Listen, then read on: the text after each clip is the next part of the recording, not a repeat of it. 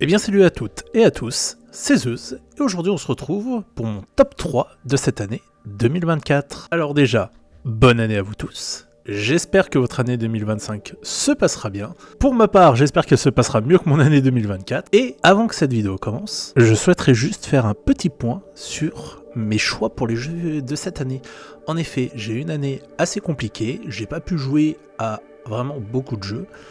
Donc littéralement, des jeux sortis cette année, j'en ai joué qu'à 3. Donc naturellement, c'est mon top 3 des jeux de cette année. Petit point fait, nous allons attaquer sans plus tarder avec numéro 3. Donc en troisième place, The Legend of Zelda Echo of Wisdom. Pourquoi en troisième place? Parce que j'ai eu le jeu que à Noël, donc avant de tourner cette vidéo, j'ai pas pu terminer le jeu. Pour vous dire, je crois que je dois être à peu près à la moitié du jeu. Mais franchement, je passe un excellent moment sur ce dernier. Franchement, ça fait du bien pour vous donner un court avis sur le jeu. J'apprécie grandement ce qu'ils ont fait avec ce dernier. Pour un jeu en 2,5D, il me semble, ils savent extrêmement bien jouer, je trouve, sur toutes les mécaniques qu'ils ont données en jeu. Je trouve ça vachement sympa de se dégoter des chemins dans cet open world qu'on n'aurait jamais soupçonné. Des fois de se dire, vu que maintenant je peux me fabriquer littéralement un escalier avec des lits pour passer à cet endroit-là, je peux cut et je sais pas, c'est vachement cool. Après, ça a aussi réveillé une part de nostalgie en moi, je sais pas pourquoi, quand j'y joue, je repense beaucoup à The Legend of Zelda Spirit Tracks. Peut-être à cause du fait qu'on ait Zelda qui soit extrêmement présente, ou parce que aussi ça me fait penser quand on faisait la tour, avec le fait que Zelda prenait le contrôle des spectres pour des combats, et le fait d'invoquer des monstres pour faire les combats à notre place, je sais pas, ça doit m'y faire penser, et franchement, je passe un agréable moment dessus, et j'ai hâte de le continuer et de le terminer pour découvrir la fin de cette œuvre, que malheureusement j'aurais pas eu le temps de terminer en 2024, mais vachement cool. Numéro 2. Ah là là, quelle claque qu'on a eu en 2024 avec ce jeu. En effet, Marvel Rivals est donc mon numéro 2 pour mon classement des jeux de l'année. Pour 3 bonnes raisons. Il était gratos, c'est dans l'univers Marvel, j'adore Marvel, et ça ressemble à Overwatch. Alors après, attention, j'ai déjà fait une vidéo où je donnais mon avis sur le jeu, je vous invite à, au cas où, aller la voir. Mais sinon, pourquoi j'ai mis en numéro 2 ? En vrai, ça s'est bataillé pour la première place, mais j'ai plutôt pris sur le temps passé sur le jeu. Actuellement, j'ai des problèmes d'ordi qui font que je peux pas y jouer, et ça me fout un seum monumental. Et aussi que le jeu, comparé au numéro 1, est sorti assez récemment, donc on ne peut pas voir encore l'étendue ou vers où le jeu va pouvoir nous amener.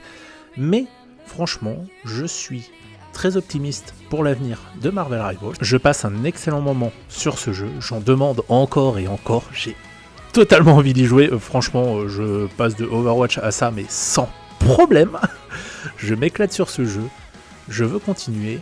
Si vous avez l'occasion d'y jouer, sachant que le jeu est gratos, n'hésitez pas à l'essayer. Et moi, franchement, pour ce jeu sorti en cette fin d'année, une grosse claque, un super kiff, et j'en demande encore et encore, et je pense que je vais pas mal y jouer l'année prochaine.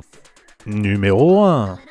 Alors déjà, ceux qui sont abonnés à la chaîne YouTube et qui me connaissent depuis les live Twitch doivent me détester. J'adore beaucoup trop cette musique. Et surtout, j'ai choisi Zenless Zone Zero en numéro 1 de cette année. Car c'est le jeu, comparé à Rivals, vraiment ça s'est bataillé un peu entre les deux, sur lequel j'ai passé le plus de temps, vu qu'il est sorti plus récemment cette année. En soi, je me suis aussi beaucoup plus investi actuellement dans Zenless Zone Zero. J'adore découvrir l'histoire. J'avoue que je farm comme un goré s'il y a un personnage qui m'intéresse pour essayer de le drop quand il est droppable. Et j'aime beaucoup en fait tout ce qu'ils ont fait, l'univers qu'ils ont créé avec Zenless Zone Zero.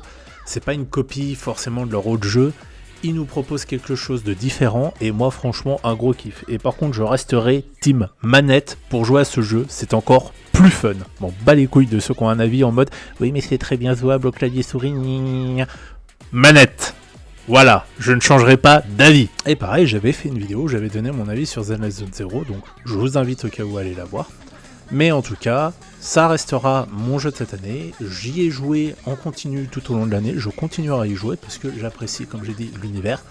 J'ai hâte de découvrir la suite de l'histoire qui va nous être proposée et qui est en cours de développement. Et surtout, voir jusqu'où on va aller. Alors je sais que ce top surprendra beaucoup de gens, mais j'ai fait avec les jeux auxquels j'ai pu jouer, qui étaient sortis cette année, pour mon top de cette année. J'espère en tout cas que ça vous aura plu. N'hésitez pas en tout cas dans les commentaires aussi à me partager votre top 3 des jeux de l'année 2024. Même si vous êtes en désaccord avec certains jeux que j'ai pu proposer, n'oubliez pas de le faire avec bienveillance dans les commentaires. Je lirai toujours vos commentaires avec plaisir. Et je suis aussi curieux de savoir quels ont été vos jeux de l'année 2024. Donc sur ce, n'hésitez pas à liker, à commenter, à partager et à vous abonner. C'était Zeus. Je vous souhaite encore une bonne fin d'année 2024 et une bonne année 2025. Et je vous dis à très bientôt.